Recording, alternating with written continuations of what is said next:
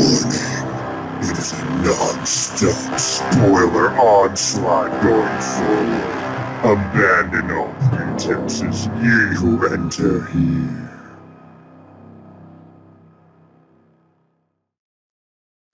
Greetings. I have my drink now, so. Good. Greetings, everyone. This is the Hipster Snek, joined today by my good buddy Ditaku. You don't know it because you literally are just probably sitting down, but Snek and I had a conversation that went on for about 15 minutes that sounds way more entertaining than this movie. I wanted to go and see this film, but a combination of a headache and adult responsibilities prevented me. Also, trying to get to a movie theater in my location is like, you could either go to downtown, which you don't want to do, or you can go to Scaryburg. What happens at Scaryburg? Well, you might, encounter the Fright Skin Stealer. Or you might just get, people that come by and be like, yeah, why don't you give me those eyeballs? And then they start pulling out strange forceps. So not a good look either way. So Ditaku avoided inevitability, and I went to see a Minecraft movie, which is the actual name of this film. People have been calling it Minecraft the Movie. That is not its name. Its name is a Minecraft movie, which makes it sound like it's trying to be some fan creation, which I could understand you misunderstanding that given the money on the screen, but it's not. In fact, it's in many ways very inferior. In fact, if you guys at home want a Minecraft movie, and somehow, by the weird law of averages being what it is, you haven't seen the Fallen Kingdom quintilogy, go watch that instead. It's shorter and way better, and the songs are really good. So, yeah. So, let me set the scene. I want you guys to be in the same mindset as me. Okay, I'm walking to my theater, and I'm right on time, just in time for the previews. So I sit down in my seat, I am ready to go, I have my glass of water with me, and all is well. So the movie starts, and it's kind of a slow burn. I'm actually really shocked how calm and collected this intro is. I'm actually genuinely impressed by the restraint. And the whole thing, you starts off on this airline, right? And there's this kind of little joke where it's like, oh, we're grounded right now because apparently the stairs that are supposed to be connected to this airplane don't work. And I'm like, oh, that's an interesting and kind of esoteric joke. I don't think kids are going to get this one. Because, kids don't really understand travel humor, let alone Canadian Airlines. So I'm like, okay, whatever. I'm in for the ride. And it starts with this dad and I think his stepdaughter on this road driving into the mountains. And I'm like, okay, so the mines are going to be somewhere in the mountains. That is presumably what is happening here. And the thing that happens next surprised me a bit because the camera pans from the conversation they're having and it's getting kind of heated and they're talking about business deals and the girl uses some weird phrase that you would hear on a college campus, like something about reputation laundering for the oligarchy or something like that. And I'm like, that is really esoteric. And then she drops a few hard F-bombs and I'm like, okay. So the camera pans and you see a cave, and I'm like, aha, Minecraft. If I may, Professor, what's the rating for this film? Is it PG? I believe it's PG. Let me call up the. Yeah. In fact, let me hang on. I was not aware that you could drop F-bombs in a PG film. I thought that you had to do that in a hard R. You see, that is what I thought too. So the movie goes on for a bit. You see the cave, right? You see the cave, and I'm like, okay, Minecraft. I get it. I see where we're headed now. It's PG. Okay, I was right. It is PG.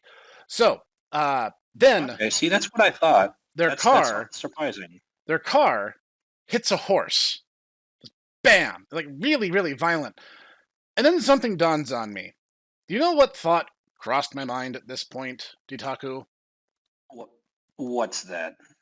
I was reminded, because a few weeks ago I went and saw a movie called Flight Risk, and it was okay. But I remember very distinctly there was a preview trailer for a different movie called The Death of a Unicorn. And I went, I am not in Minecraft. I am in Death of a Unicorn. So I take my phone out and I check my tickets. And I am, in fact, in the correct theater. I am, in fact, in the correct seat. But the ticket is wrong.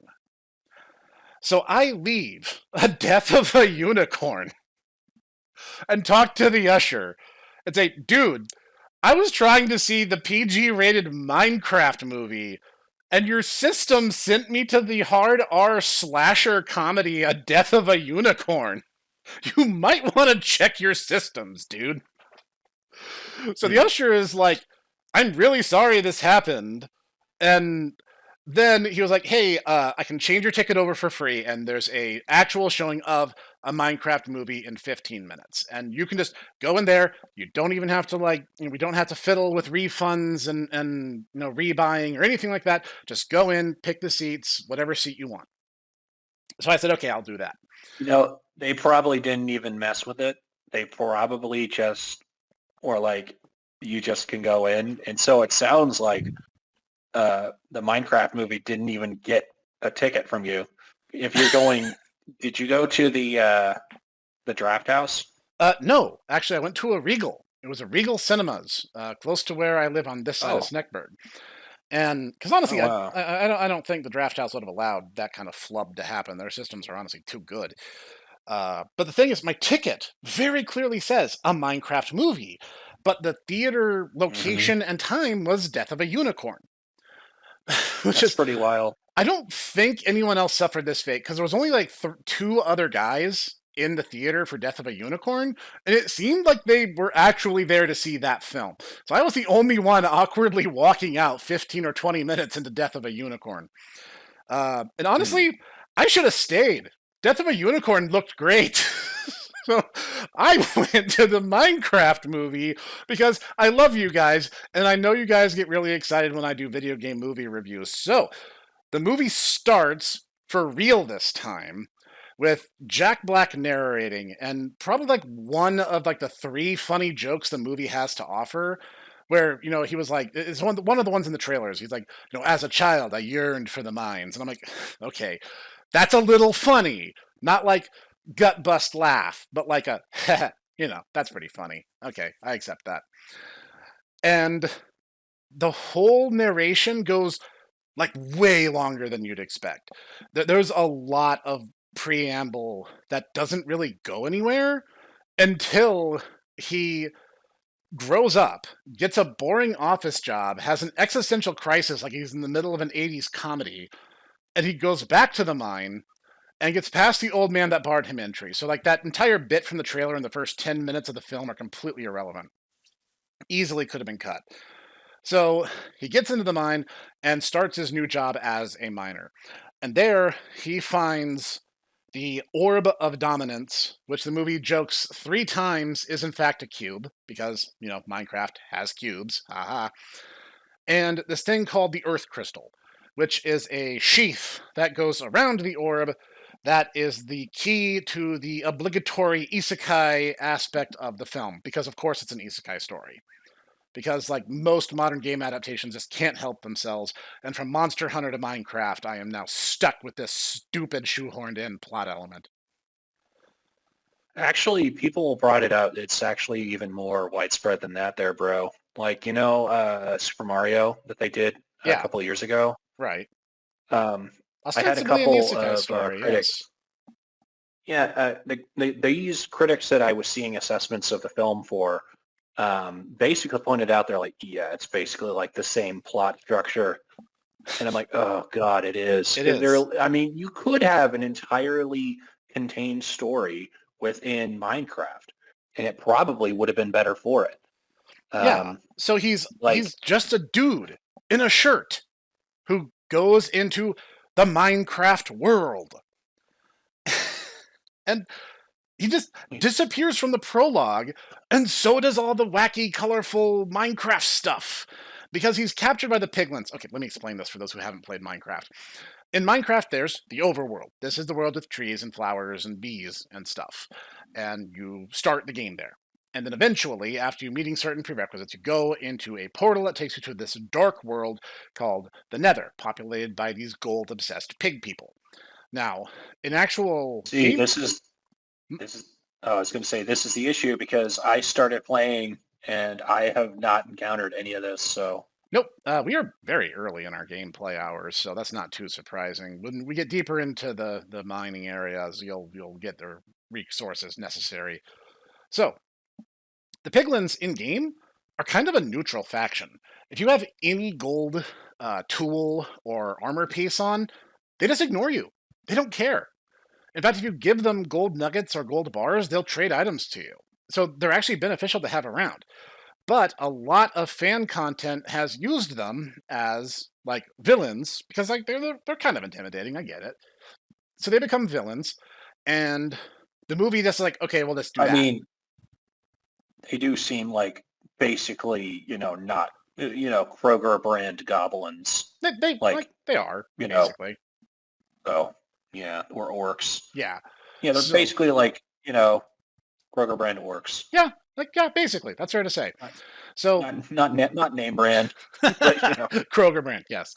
So what ends up happening is the leader of the piglins, Malgosha, who's voiced by Rachel House, basically like they are obsessed with mining the gold that can be found in the Nether, and the supplies are starting to run low. So they want to get into the overworld. If they can get into the overworld, they can strip the overworld for its gold, because gold is all they care about. So Steve, I hear she does not do a particularly good job.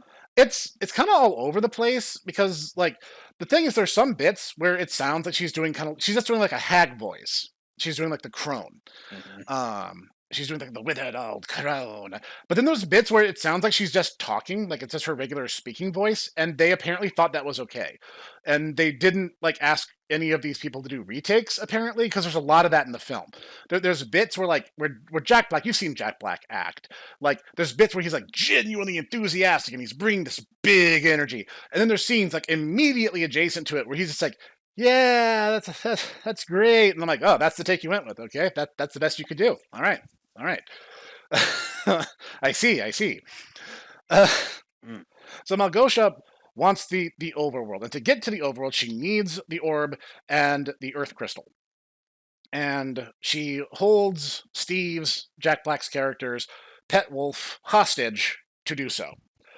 Upon a prison break, Steve sends the wolf, who he names Dennis, into the real world so that he can separate the earth crystal from the orb, which shuts the gate, because they have to be put together for the gate to open. That's how the key works.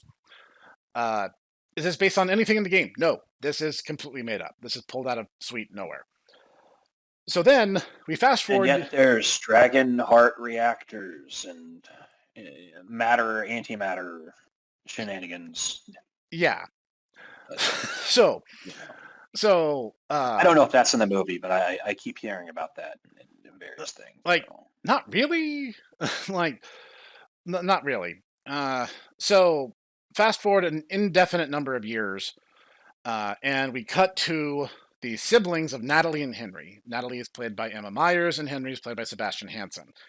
And they do an okay job with what they're given. They're clearly trying. They're putting in the best effort they can. But I wish to stress that this movie had 5 screenplay writers. 5 of them. So apparently, it sounds like it, just judging from the way you've described it to me. So I don't fault you for being a little bit, bummed out because of it. Yeah. So they're trying. They're actually trying. So Henry and Natalie move to this random town in Idaho. I don't remember the name. I'm pretty sure it's fictional. If it isn't, I'm really sorry. Because it's a really unfortunate, like, goofy-sounding joke name. And they're starting their new life, and they talk about their late mother like twice and then never again. It never comes up. It's never explained. It's never expounded upon. It feels like something the movie throws into the air early in the film so that they can expound upon it later, and then they just don't. It just doesn't come up. So Natalie gets a job at the potato chip factory, and she is like our new social media manager because we got to cram that new age millennial hip and with it attitude into everything. Uh, and Henry is a once in a generation mathematical genius who, while just being bored in art class, develops a fully functional and useful jetpack just because he's bored. I swear I'm not making any of this up. So someone challenges him and they're just like, oh, well, that's dumb. That won't work. And he's like, oh, no, the theory is sound. I could do it. So he builds a jetpack. They strap it onto a science dummy. It flies over, destroys the mascot standing on top of the potato chip factory, and smashing like half of it in some of the worst effects I've ever seen.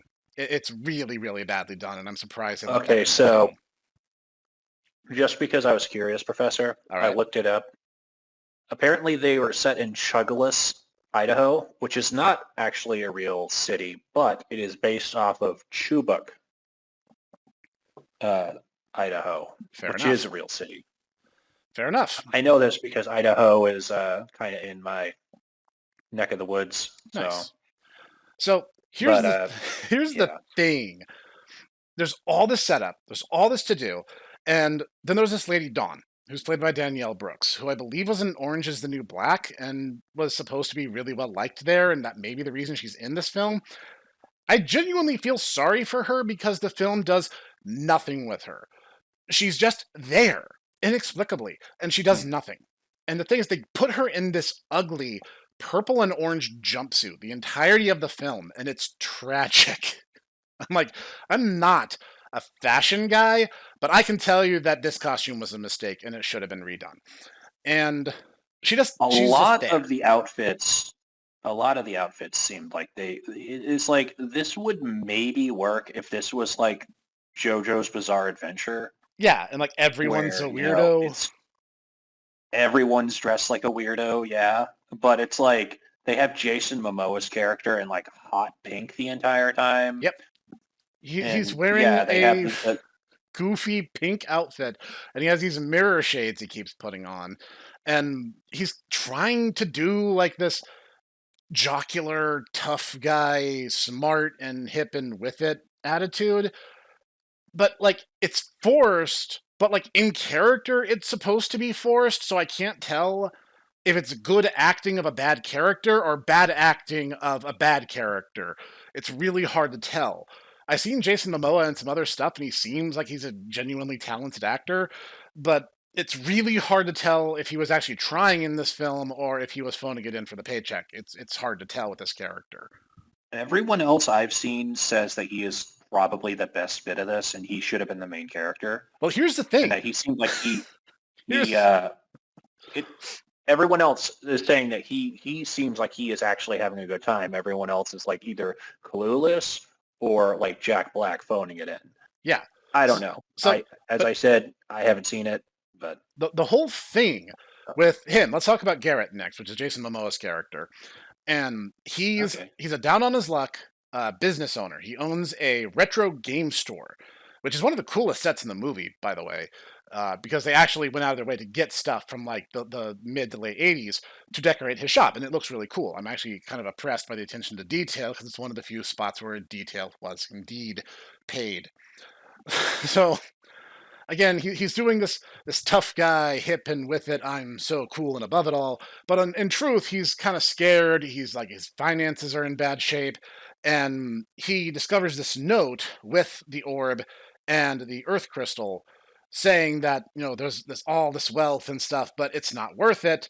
It's far too dangerous because Steve's an idiot. So he just kind of accepts this at face value, and there's oh my god, this prologue drags for like 20 minutes, and almost all of it could have been cut from the film because none of it matters until Henry meets Garrett. When they do, they kind of hit it off. They have like this big brother, little brother thing going, and it's really unclear who the movie wants to be the main character. Because for parts of the film, it seems like Henry's going to be the main character. And then for parts of it, it seems like Garrett's the main character. But based on the narration, you would think that Steve is the main character. It's a little confused. They could have had a three, protagonists, but that sounds like it's out of reach of the capacity of the writing staff on this film. Well, here's where things get even more unraveled. Because Henry and Garrett meet, they figure out how the key works. So they put the orb inside the Earth crystal and they follow the signal it's putting out to the mine shaft that Steve had investigated. And they find the gateway into the Minecraft overworld.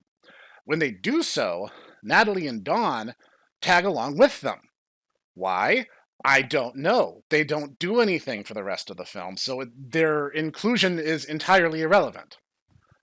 So they go to the Minecraft world, and this is the most cursed CG I have seen. We know why they're there, dude. It's unfortunate. It's a very, very cynical algebra that's going on here. No, I know, everyone at home knows.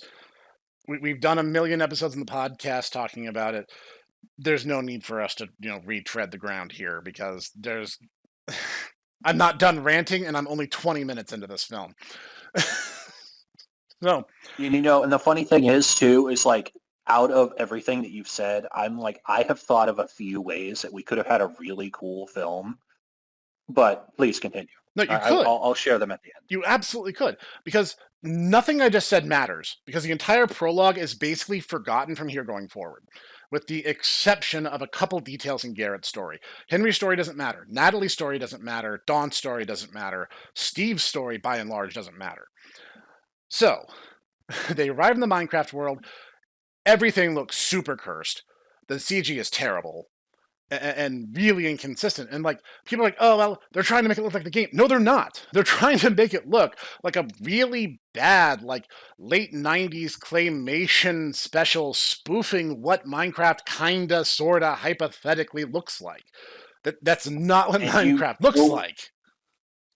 And do you know if Aardman, the guy who does Wallace and Gromit, did a Minecraft thing, he totally would make it look better. No, he would. Absolutely. He'd blow it out of the water. I'm just saying.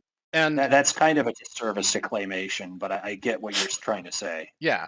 And it's bad. And the thing is, when the camera is zoomed out and they're doing a panorama and everything is in the CG, some of the sets look good. But when they zoom in on them, they all look terrible. And then the interpolation of the human actors in the CG world is even worse. And here's a thing that I noticed when the first trailer dropped, and I was like, oh, surely they will notice this and they will fix this because this is a huge glaring issue. So there's a bit in the trailer where they're on top of this tower and the four people meet Steve. And the camera basically just cuts back and forth between the group and Steve as they're having this conversation. And the thing is, it's a daylight shot, they're under the sun, but every actor is always lit up from behind. You know how jarring it is to know that the camera is supposed to be 180 degrees from where it was a second ago, but the actors look like they have the same shadow being cast? It is extremely distracting, and every single CG scene that has the humans in it suffers this issue. Every single one. Could it? Well, first off, I have two questions for this. All right. Okay, I have to know. I got to know. Is that lolsy scene from the trailer where Jack Black just shows up and is like, I am Steve, is that actually in the film? It is, but not in the way the trailer portrays it. That delivery, the voice line, I am Steve, the very dramatic reading, comes from the prologue during his narration, but the scene where he introduces himself is actually said in a completely different and more natural cadence. So, a little bit of deceptive editing there to try to achieve the Smash Brothers reveal trailer nonsense that they were kind of shooting for with this movie's original hype. No, there's not a crossover into Smash Brothers cinematic universe. That's not a thing. You guys can put your fears to rest. Sonic the Hedgehog does not pop out of a portal and recruit him for the Smash Brotherhood or whatever. That doesn't happen. I mean, okay, I kind of would want to see that, but if only because I would want to actually have, Sakurai be there and be like, yes, you stupid FGC people. This entire thing is literally a small child going, wow, I love Mario. Wow, I love, Donkey Kong. Wow, I love Marth. I wish they would fight each other. And that's literally it. It's not deep. It's not nuanced. It is a children's fighting game. You are wasting your time. Please get a life. I mean, it's a fun game, but... No, absolutely. I almost forgot. The film has a B plot line. Are you ready for this, kids? I don't think you are. In the B plot line, when the four people go to the Minecraft world, like discounting Steve because Steve was already there, one of the villagers finds the portal to the real world. And for some reason, because villagers are rock stupid, he walks into the real world. And he gets hit by a car driven by the vice principal of Henry's school, Marlene, and I wouldn't have remembered that without IMDb, played by Jennifer Coolidge. And the entire thing is, like, every adult in this film is super awkward, okay? Like, the first time we meet Vice Principal Marlene, she has this weird monologue about how she just got divorced a few days prior to the events of the film, and Henry is just sitting here like, what does this have to do with me? And that is exactly the feeling that I was having, because I was right there with him. I was like, dude, I don't know what's going on either. I'm as lost as you are. So, and you want to talk about wasted potential? I actually had to think about this. I saw a thing on Twitter about this. Okay. Where they showed the after credits scene with him and the one vice principal, and they were having a date. And they're like, if you look at it, look at his vest. His vest is green. This means he has no job. This unemployed chud actually scored a girlfriend. What's your excuse? And I'm like, I hate the fact that this stupid film is talking down to me like this. Okay, you know what? I'm just gonna say that this. I don't know if this is a controversial take or not. Jennifer Coolidge has aged like wine because that villager does not deserve that. I'm just saying. This is just me talking. I mean, here. I'm just kind of surprised because everyone also mentioned that like no one in the real world seems to notice that the villager just is like a weirdo with like a giant head and who speaks only in like grunts and sighs. Yeah.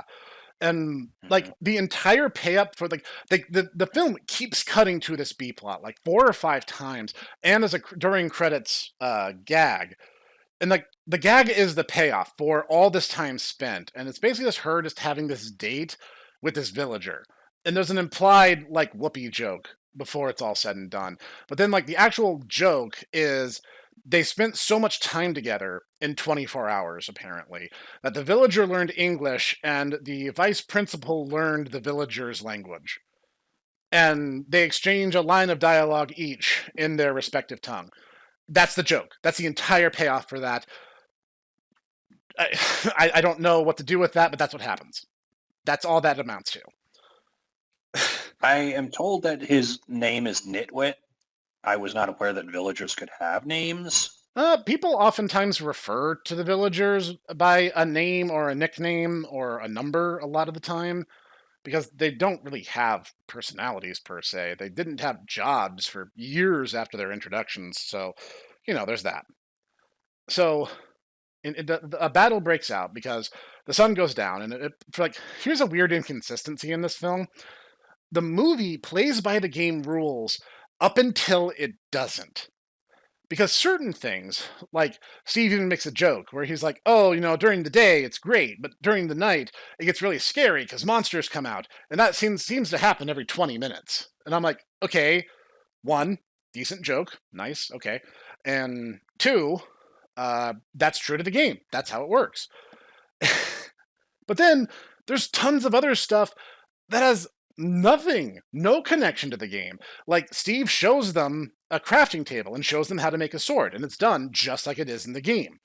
And then Jason Momoa kind of just throws like bits of iron onto the crafting table and creates two buckets linked by a chain, which is not a thing in the games.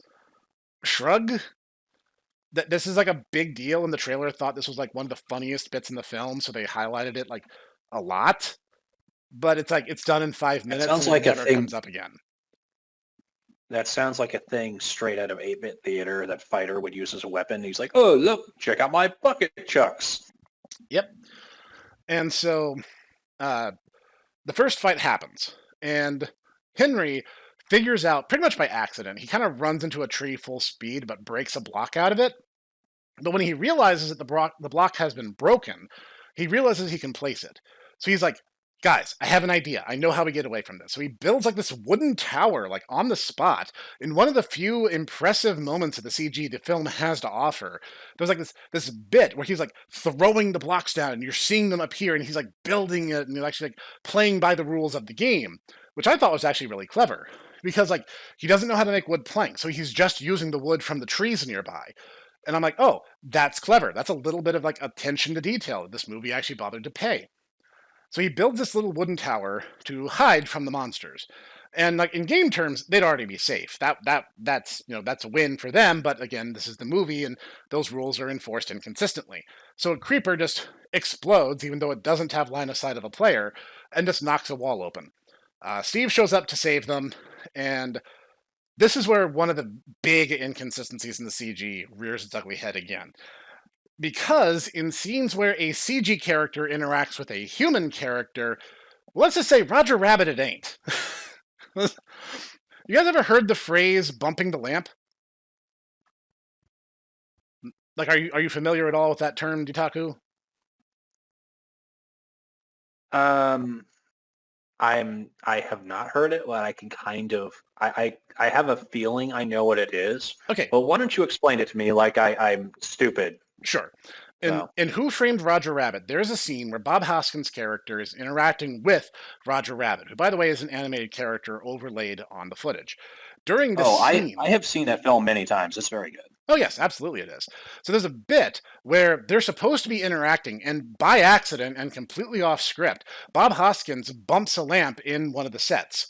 And the animators went, no, keep it. We're going to animate around it. So they left the mistake in, made the scene more complicated, but they made the animation a million times more realistic because Roger interacts with the lamp that Bob Hoskins bumps. And it's actually considered kind of a marvel of animation that they took the time to do it rather than reshoot the scene.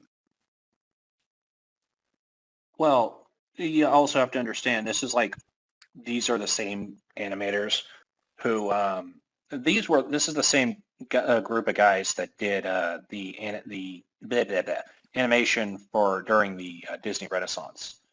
These are people who are very passionate about animation. Yes. The people who made the I get Minecraft the movie sense- don't. Yeah, I get the sense there's not a whole lot of passion going on in this film. No, there's not. Because there's this weird disconnect. Because if a CG character interacts with a CG character, generally it's fluid enough, even though there's still moments where it kind of isn't. But when a human interacts with a CG character, all hell breaks loose. Because they're supposed to be like, Steve is like, he like clotheslines a zombie, and then he like kicks the zombie off the tower, and it looks so fake. Like, you can tell he's shadowboxing. The zombie has no weight or physical presence in the world, and you can tell, and the animation suffers for this. It's so just absolutely tore me out of the film. This is a technical oversight on the level that really underscores that this shouldn't have been a live-action animation hybrid at all. It should have just been an animation, which would have made more sense in the context of the Minecraft world to begin with. For whatever reason, though, Hollywood has gotten it in its head that unless there's live action going on, people aren't going to take it seriously, which is really unfortunate because I agree. I feel like this should have been a 3D cartoon. I certainly think so. And as you said before too, yeah, I mean, there's plenty of is it even machinima in something like Minecraft, I where think that, basically people have made their own stories. yeah, I mean, it's an Um, animation, whatever you want to call it. but I mean, honestly, yeah, I think that it's kind of the uncanny valley effect, where yeah, you literally have the interactions of a tangible, real thing that your brain, can see versus something that's just kind of ephemeral, which is honestly, going back to our boy, General Grievous, it's kind of a testament to the prequels that they look as good as they do, even as old as they do, Yep. with as much CG as there is in those films. Well, that's because George Um, Lucas was about as autistic as his fan base is, and he cared about the details enough that it actually worked out. I, I mean, once again, I've said it before, I'll say it again. There's a reason why, even 20 years on, we're still quoting them. And no one, quotes, somehow Palpatine returned, somehow, or, no one's ever gone, or whatever silly things that people, said that were supposed to be like, you know, oh my goodness, this is the most serious line out of the sequel trilogy. And yet it's, yes, hello there. Oh yes, General Kenobi.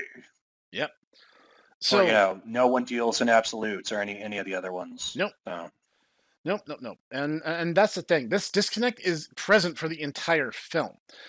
Every mm, scene where a human character is interacting with a CG character, it suffers this issue.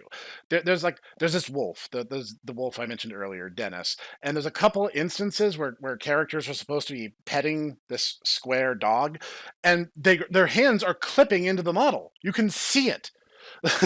It's really mm. bad because they have to just kind of awkwardly hug the air to like get to like where the dog is supposed to be in the context of the animation, and it's so bad. It is unbelievably bad and Well, consistently you know, bad.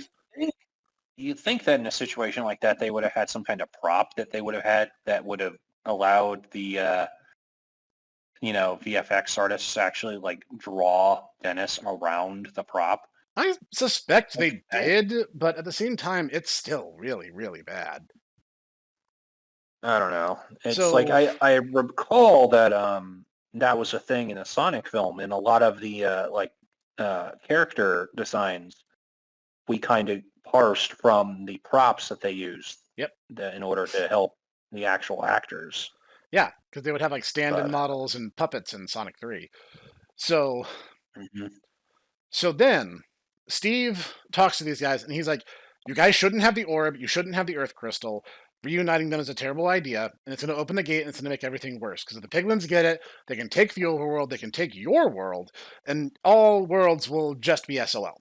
And Garrett, again, Jason Momoa, is just like, "Oh, well, you mentioned treasure, and I need money, so I'm going to be a jerk and kind of backstab everyone here."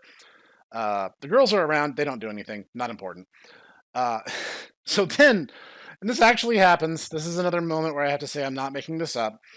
Malgosha, again, leader of the piglins, because you probably aren't going to remember these characters any more than I am, uh, sends out a large brute piglin, which is not in the game, by the way. This is usually a creation of fan projects.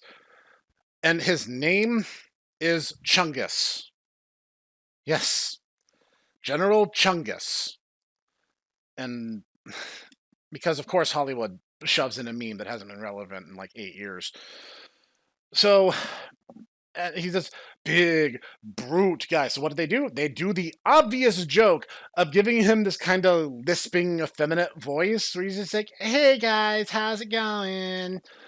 And that's how he talks the entire time up Oh, until so they kill him. so he's a Reddit moderator then. Right, yeah, basically. Uh, yeah, he's unfunny. He has an annoying voice, and he's like morbidly obese. So yeah, that checks out. Hello, my name's General Chungus. I'm a moderator on Reddit. And then there's one fight scene that is very unconvincing.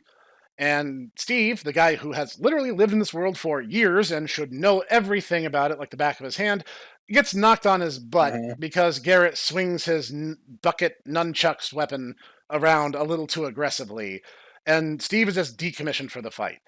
Uh, the girls get separated and don't do anything the entire time they're separated. But Steve had mentioned that the Earth crystal. Oh, right, I forgot. The Earth crystal got destroyed in the first fight. It's not important, but he's like, oh, there's only one replacement, and that's in the Forest Mansion. And we have to break into the Forest Mansion's treasury to obtain an Earth crystal to replace the one that got destroyed. For some reason, this MacGuffin, though allegedly one of a kind and all powerful, is replaceable by just raiding a game spawned treasure chest. Because that makes sense. This seems like something straight out of Log Horizon.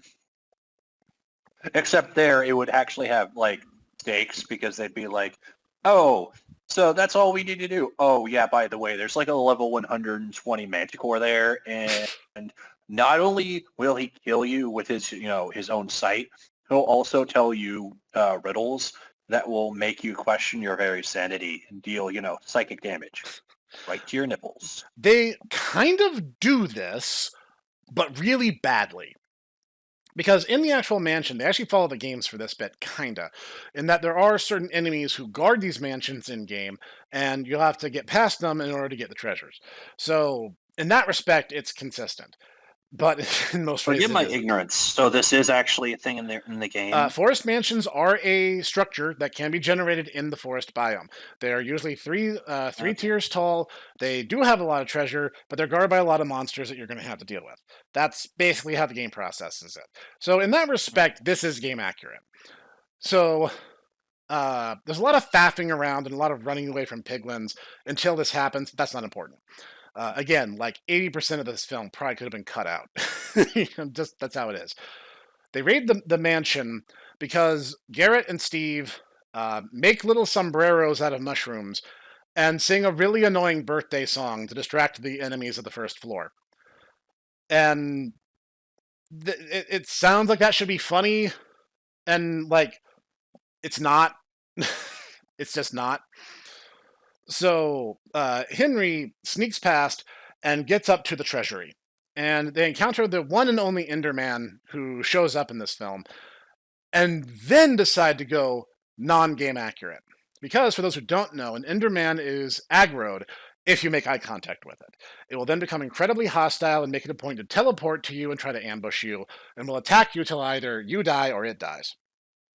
So, in the movie, inexplicably, looking it in the eye messes with your brain and makes you come face to face with your own fears and doubts. In a competently written movie, this would be the moment where Henry is established as main character and learns something valuable from the experience. That does not happen.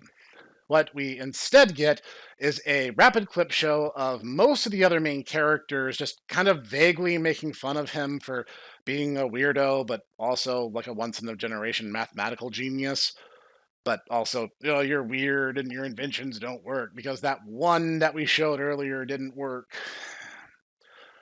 And it goes nowhere. It immediately is You dropped. didn't create an update to Temple OS. You're a failure. It doesn't go anywhere. It's completely irrelevant. It amounts to nothing. And Henry's character arc is, in fact, a straight line. The only character whose plotline goes kind of anywhere is Garrett, because he forces them through a detour to Steve's old diamond mine. And he's like, I need the diamonds. I need to sell them for the money so I don't lose everything that I own. And it's like the one moment of genuine pathos this movie has. And then they immediately interrupt it with a stupid joke and just like brush it off and just go on. I can't. Huh? I can't with this film. So they get the replacement Earth Crystal with like almost no trouble whatsoever. And inexplicably, while he's there, Henry finds a diamond axe and uses it to fight the Enderman. But it looks like he's just swinging a stick around in the air, and the CG animators just moved the Enderman around him. And not in an elegant or interesting way. He just kind of teleports into the oncoming axe, and he just dies. And in the next scene, Henry just doesn't have the axe anymore. He just ditches it. despite the fact that a diamond axe is like the second best axe you can have in the entire game. So, shrug. So, there's more chase scenes that don't really amount to anything, and to TLDR, because I'm not respecting spoilers, by the way. I'll put the spoiler warning at the start of this episode or something. Malgosha shows up with her army. They manage to get the Earth crystal in the orb cube. Haha. And allegedly Garrett is exploded and supposedly dies. And like 10 minutes later, it's shown that he didn't die and he's fine and nothing really happened to him. And then there's the big climax where the cube is used to block out the sun because piglins who are exposed to direct sunlight zombify and eventually die.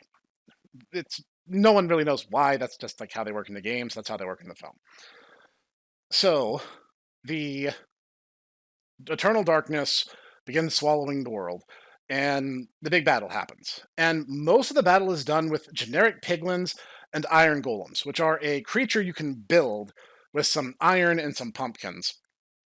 And they just go to war.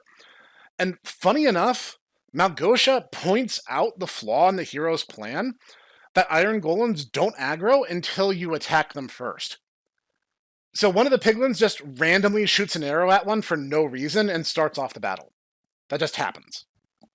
And I'm like, okay.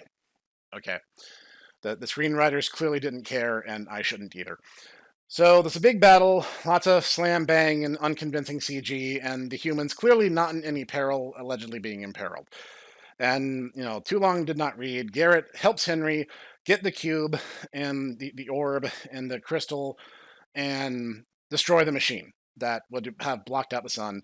The sun comes out, all the piglins die, including Malgosha. And there's like one funny joke at this bit. And I admit, I actually kind of chuckled at this, where Malgosha collapses, she drops her staff, and she beckons Steve over to her, and she's like, I'm weak, please come here. And Steve goes, you have a knife, and you're going to shiv me. And she's like, what? No, I would never. And she goes to stab him, and he slaps it out of her hand. And I'm like, okay. It was a predictable joke, but I chuckled a little bit because the execution was actually kind of good. And then they ruin it. They ruin it by doing the joke a second time.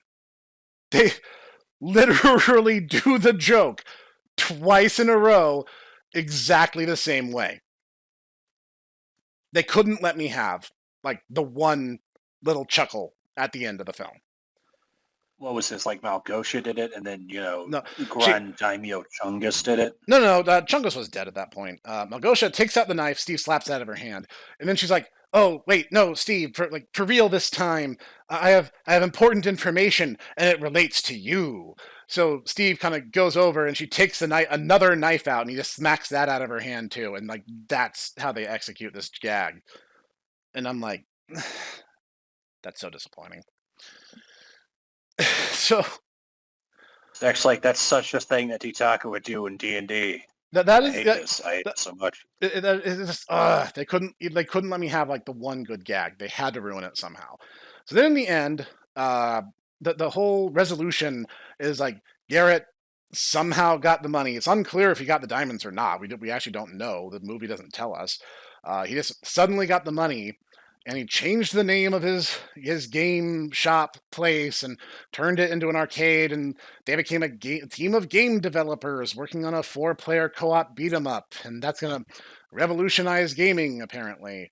And Natalie... In this day and age? I mean, maybe. Maybe, you never know. Maybe. I mean, not many people are doing that, so, maybe. Yeah. So Natalie does nothing. She gets no character arc. Her entire thing is... There's a misunderstanding where Henry takes something she says out of context and believes that she was basically being oh no, it didn't work, so it's bad, and it wasn't even what she was saying, and he kind of had to twist some of her words to get to that point. And her character arc is resolved by her going, "I'm really sorry about that," and Henry's like, "Yeah, okay," and that's that. Dawn. Her character arc is she had too many side hustles, and she gets a really short monologue about how growing up just is really about responsibility and finding your place in the world. And I kind of thought that might go somewhere, and it doesn't, because Dawn just gets the shaft in this film. Because again, like I also mentioned, like she's in this ugly jumpsuit the entire film, and it's really bad on her. At the end of the film, in the epilogue, you see her in this purple and black dress, and she looks great. It's like, why wasn't that her costume for this film? Like, why did you guys stuff her in that? I don't get it. Because there's a deliberate war against aesthetic beauty. No. Also, No. ladies in dresses are verboten. Yeah, no, I know. So, like, there's this weird bit, and I thought my theater was having audio issues during this bit of the film. Because there's a bit where Garrett and Steve, because Steve goes back to the real world because that's where he comes from, so of course he was going to in the end. The villagers don't even emote or say anything on the matter, just does. So they're singing this song, and the song is audio mixed so that it's really, really quiet. You can barely hear what they're saying. And there's like a bit where Steve is like narrating over part of it. So I'm like, okay, I get that. Like that part of the song should be quiet. But the rest of it is too, except for a few select bits where they hold up the microphone to one of the characters, and then suddenly it's really, really loud. I'm like, why did you master it this way? This is terrible. I'm bad at audio editing, and I could do better than this. No, I'd argue you're actually pretty fairly passable. So Og Sensei has given you most of his information, I'd argue. That's true. I don't have the tool set he does, but I have a good handle on what I have. So that being said, the movie has a credit sequence where the B plot line gets resolved, and she marries Nitwit. And yeah, according to IMDb, his name is Nitwit. So, okay. No one in the film ever says that, so that's good to know. Marlene marries Nitwit, and then there's a post-credit scene, because these guys thought they were going to get a sequel out of this. And I have to explain this because the people who aren't already like initiated into Minecraft won't understand what this is even supposed to be. Steve came from our world, and he mentions he's been in the Minecraft overworld for a few years afterward. So his stuff ended up in a storage locker, which is bought by Garrett in the start of the film, which is how he gets the crystal and the orb. So, in the post-credit scene, Steve goes back to his old house to talk to the new owner. Now, this is the part where it's a little technical, so bear with me. When the first Minecraft skin, who became Steve, which is supposed to be Steve with a question mark, by the way, his actual name has a question mark. It's not just Steve, it's Steve? Yes, that's canon, look it up. Anyway, the model used was 4 pixels wide. And someone on the team, I don't know if it was Notch or if it was someone else later down the line, they created a 3-pixel body for a female protagonist named Alex. And much like several people on Twitter already speculated, the end credits reveal is, in fact, we see the back of the woman who plays Alex. That's the stinger. Steve mentions there's a box in the attic that hasn't been touched in years. And she just says, "Oh, my name is Alex." And that's where the movie ends. Holy crap, this was bad. So there is bad.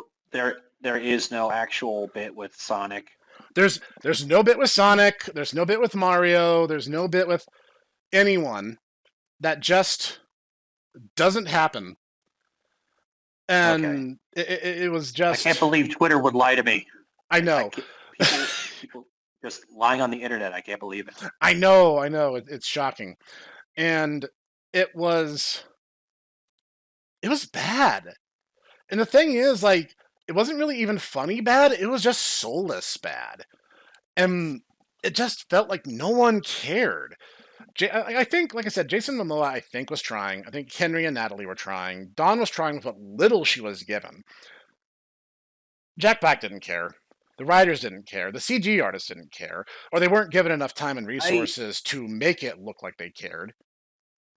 You know, between this and Pick of Destiny, bro, I hate to say this because I know you were once a big fan of him, but, like, is this time to just, like, take, Jack Black to the ranch and just be like, it's time. Jack. It's time for you to go. You're tired. You need to go. It's tired. It's time. Because it seems like that's what he's trying to tell us. like the last time I think I saw the man with a very consistent high energy output was his cameo in The Muppets, and I believe that was 2011. So I am told that he actually was actually really excited and got back in shape for the Goosebumps film okay, in 2015. all right. But then 2016 happened, and literally nothing else happened in that year. But he went crazy, Yeah, as was the style of the time. yeah. No, it kind of was, and here's the thing. The thing that kills me is that they had to make up a story to give Minecraft a story because fundamentally it's a game whose story is just what happened to you while you and your buddies were playing it. There's technically Minecraft Yeah, story mode, but everyone hated that game and it wasn't any good. So they were trying to in this case they're trying to force a round peg through a square hole and it just didn't work. I see what you did there. And that's kind of the reason why I was resistant, honestly, to playing Minecraft for the longest time. And don't you worry there, Jimmy, Bimmy, Bimmy, and Timmy. The professor tried. Oh, as God, did he try. He was like, come on, Itaku, play Minecraft with me. I'm like, no. And he's like, well, why not? And I'm like, because if I wanted to play Legos, I would pull out my Legos and I would play Legos. I wouldn't go onto my computer to play Legos. But Ditaku, And electronic sheep. then he proceeds to, hit me with a empty bottle for years and years and years and years and years until I go, fine. And then I proceed to produce a, basically ancient pharaoh tomb to me. Which became his base of operations, and he's very proud of it, and I'm very proud of it too because it's very nice. It is very nice. I would like to actually make it all one color, but we'll cross that bridge when I get to it, I guess. We can deal with that. Our server has cheats enabled. If you want to go into creative mode, I'm not going to sneeze at it because I did the same thing making my jungle home. So maybe we'll do a recording of that. Leave a comment down below. If you guys are still listening, let us know if you guys want to see us do some more Minecraft videos. I did a few way back in the day, but those worlds are dead and gone now, so I'd be curious to see if you guys want to see our Tomo Bros private Minecraft server, which is a thing that exists, and no, you're not allowed to play on it. So, that being said, this movie was incredibly disappointing. Was it the worst film ever? No. But it reminded me a lot of how video game adaptations were handled in the mid to late 90s. It just, they treated it yes, the definitely. way, yeah, because they treated it like, oh, we're making a lunchbox. We're making a lunchbox with some Minecraft branding on it. And that's how much love and effort we're going to put into this, is we're making this lunchbox that we don't have any passion or any real care for. We're not going to give anyone on this project enough time to be passionate or care for it. We're going to kick it out the door. And we're going to launch it in April, which is a dead month for movies, by the way. They didn't even try to give it the summer blockbuster window or even the forgotten January launch. They just threw it into April where no one cares. And because that's exactly the theme that embodies this film, no one cared. As I said, would you care if I elucidated upon my thoughts for, ways they could have very easily made this actually a really good film? Oh, no, please do. So my thought is actually, honestly, we need to trim the cast significantly. Basically make it a coming-of-age story. Right. In either... and you either have it be... you could go one of two ways. You could either have it be, Jack Black Steve and then Garrett, and then have it, be him trying to rediscover, because isn't he a child star? He was a one of those very early adopter Atari kids. Garrett really good at. Garrett Yeah. comes off as that, and there's a bit where he won some game tournament or game promote. It's a little unclear what the game is. And oh yeah, I actually completely forgot about this because there's a bit where like his character's signature move was this thing where he throws his enemies in a trash can. So people start referring to him as the garbage man, and that's like his nickname. But then like for the rest of the film, they just use garbage in the negative sense, and that's like supposed to be the joke. Because there's a part where he's like, "Hey, hot garbage tip for you," and I'm like, I see that you wrote a joke. It wasn't funny. So, anyways, to Proceed. have him, basically, my idea there would be it would be him like rediscovering his childlike wonder and why he liked video games to begin with. Right. And the second one, which honestly I honestly think would be better, and it probably would have been like a huge hit, and they basically shot themselves in the foot, was to actually have basically have it be no Jack Black and just effectively be like Garrett, and then you know little kid Henry. Except what you do is like have little kid Henry basically be fostered by Garrett, and the Garrett basically acts like big brother slash dad, and he's like it basically like gets him out of his shell, so to speak. Right. And because the entire thing is that he's like an incredibly creative, genius, right? Yeah. And basically be like, yeah, so regular people don't get what makes you special, but you have, a special talent and you need to be able to hone that. And you just, basically pull the shy little guy out of his shell. And then here's the kicker. Here's the kicker. At the very end of the film, you don't have them know what his actual first name is. Then at the very end, you have like some authority figure being like, oh, blah, blah, blah, blah, blah, blah. Are you blah blah blah? He's like, yeah, I'm blah blah blah. I'm Steve blah blah. And then you just end the film. That actually would have been he was funny. Steve the whole time. And then you're like, whoa, wow, he's the master of Minecraft. It's Steve. It's the little guy. That's how you do it. That would have been infinitely more entertaining. And the thing is, like, this is a bit I forgot because again, this film left no impression on me, and I will not remember it 24 hours from now. But there's a bit in the prologue where Steve, Jack Black's character, is just going, "Oh well, in the overworld, creativity is essential to your survival. And then there's the Nether, where the piglins live, and they hate creativity because Margosha entered. This is a thing. She entered the Nether's Got Talent competition." And she does a bunch of like Fortnite dances, and everyone hates it, which is the one time this movie was actually realistic. And that's why she hates creativity. So like I thought the entire film, like, oh, okay, there's going to be this moment where Steve's creativity overcomes this sterile, militant, gold-centered mindset that Malgosha has, and she'll see that she was wrong to give up on her dreams.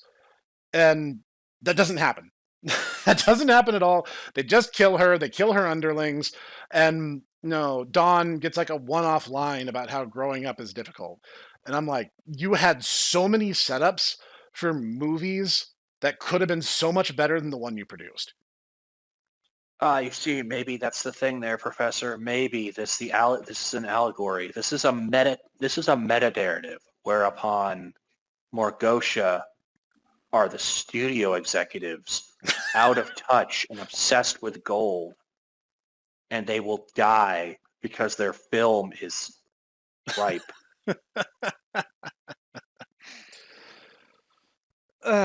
We are looking at a new Dadaist masterpiece. We haven't seen this levels of metatextuality since Shadow the Hedgehog. Oh man, I don't think the world's ready for this.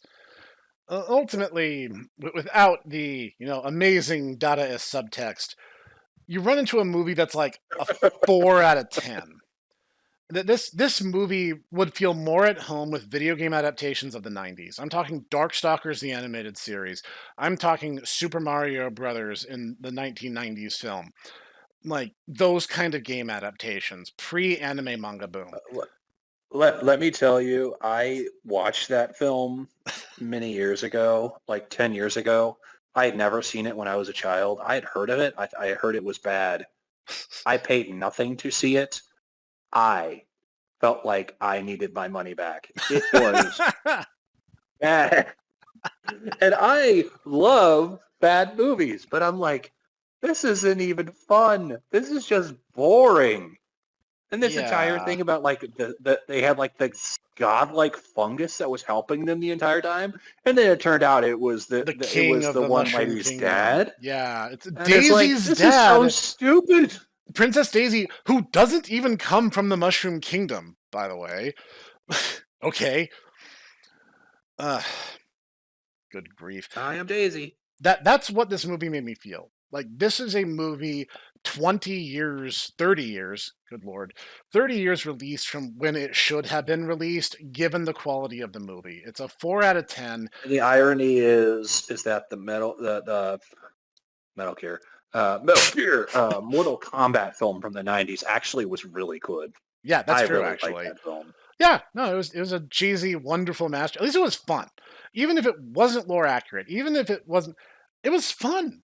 It was entertaining. What are you talking about? It literally was a ancient Chinese necromancer being like, hey, yo, we're going to do this cool, cool tournament and where we're going to kill people with martial arts freaks and weirdos and also aliens, but we're not going to tell the humans that they're aliens. Well, touche. Funny times. So, I mean, I don't know what you're talking about. That seemed pretty true to the lore of Mortal Kombat. Yeah, no, that's Mortal true. Kombat 1. No, that is completely true. But like, this movie is not the worst I've ever seen. It's not the worst game adaptation I've ever seen. But like, it was so soulless. What would and that dry. be, Snek? You're gonna make me choose one? There's been a lot of stinkers. Yes. Yes. Yes, I agree, and yes, I'm going to make you choose one. You know what? Let's put a pin in that. We're an hour over now, and I thought this would be like 15 minutes. So let's save that for the next podcast episode we record. Let's talk about video game adaptations and the good, the bad, and the ugly. Oh, jeez. So that should be fun. You guys can look forward to that in a few weeks. So thank you for joining us today at the look of a Minecraft movie. Please don't see this film. Don't hate watch the film. It doesn't deserve it because it's beneath hate. It is forgettable. You should just ignore it and pretend it didn't happen. That's my advice. Thank you for tolerating my Nick says.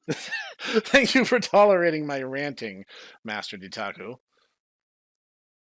As always, Professor, excuse